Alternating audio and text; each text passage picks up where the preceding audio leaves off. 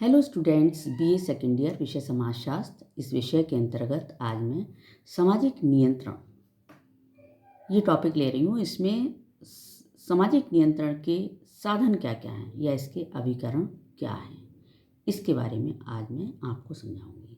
इसको हम इस तरीके से भी कह सकते हैं कि सामाजिक नियंत्रण कितने प्रकार का होता है और किन किन साधनों के द्वारा समाज के ऊपर नियंत्रण लगाया जा सकता है।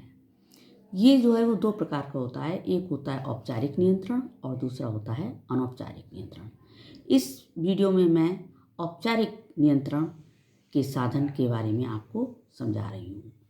औपचारिक नियंत्रण का मतलब है कि नियम कानून के द्वारा व्यक्ति पर एक पाबंदी लगा देना। यदि कोई भी व्यक्ति उन नियमों का उल्लंघन करता है या उन नियमों को तोड़ता है तो उसके बदले में उसे कोई जुर्माना या सज़ा मिलती है।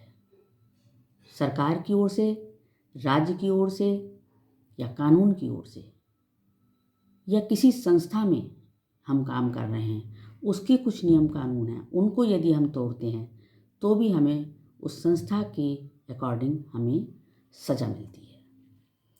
तो औपचारिक नियंत्रण को यही कहा जा सकता है कि नियमों की पाबंदी होती है इसमें, जो कि लिखित रूप में हुआ करते हैं। अब इसमें नियम किस तरीके से लगाए जाते हैं, किस चीज़ के दायरे में, जैसे कि मान लीजिए पहला है कानून। न्यायालय के आदेश होते हैं। न्यायालय के आदेश के द्वारा मानवीय व्यवहार को नियंत्रित किया जाता है कि व्यक्ति कोई भी दायरे से हट करके, सीमा से हट करके कार्य ना करे। उसका जो भी दायरा है, जहाँ पर, जैसे मान लीजिए परिवार है, परिवार में भी एक दायरा होता है व्यक्ति का कि वो परिवार पर किस तरीके की पाबंदी लगा सकता है या परिवार को किस तरीके से परिवार की व्यवस्था कर सकता है। यदि वो नहीं कर पाता है या उस पर अत्याचार करता है तो उसके लिए भी कुछ नियम कानून बनाए गए हैं, उनके द्वारा उसको दंडित किया जाता है। सेकंड है शिक्षा। शिक्षा में क्या है कि शिक्षा के द्वारा भी व्यक्ति को समझाया जाता है, सिखाया जाता है कि कोई भी व्यक्ति कोई भी ऐसा कार्य ना करे जिससे कि उसे आगे जीवन में, भविष्य में कोई परेशानी हो।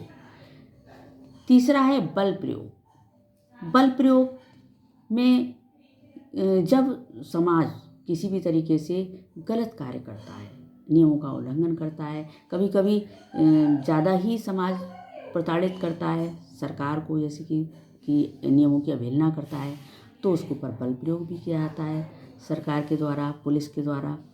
तो इसमें जो है वो एक तरीके से हिंसात्मक कार्रवाई हो जाती है। जबकि और चौथा है अहिंसात्मक बल।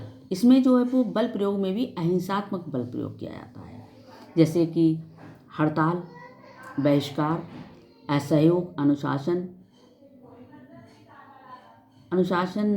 असहयोग जब होता है तो बल का प्रयोग किया जाता है। कोई असहयोग करता है, किसी बारे में सहयोग नहीं करता है, तो ये अहिंसात्मक बल भी सरकार के द्वारा लगाया जाता है। जैसे पुलिस के या सेना के द्वारा कब ज़्यादा बात बिगड़ जाती है समाज में या देश में, तो सेना का भी प्रयोग किया जाता है। तो ये सारे जो प्रयोग किए जाते हैं ये केवल समाज को नियंत्रित करने के लिए किए जाते हैं कि समाज, क्योंकि समाज यदि नियंत्रित नहीं रहेगा तो किसी भी प्रकार से समाज का विकास नहीं हो सकता। समाज का विकास नहीं होगा तो देश का विकास नहीं होगा। यदि हमें अपने देश का विकास करना है तो हमें खुद को, समाज को एक दायरे में रह कर के सारे कार्य करने होंगे। यदि हम उन दायरों को तोड़ते हैं, यदि हम सीमाओं को तोड़ते हैं तो उसका परिणाम जो होता है समाज पर विपरीत पड़ता है, और जो कि नहीं पड़ना चाहिए। और इसके बाद आता है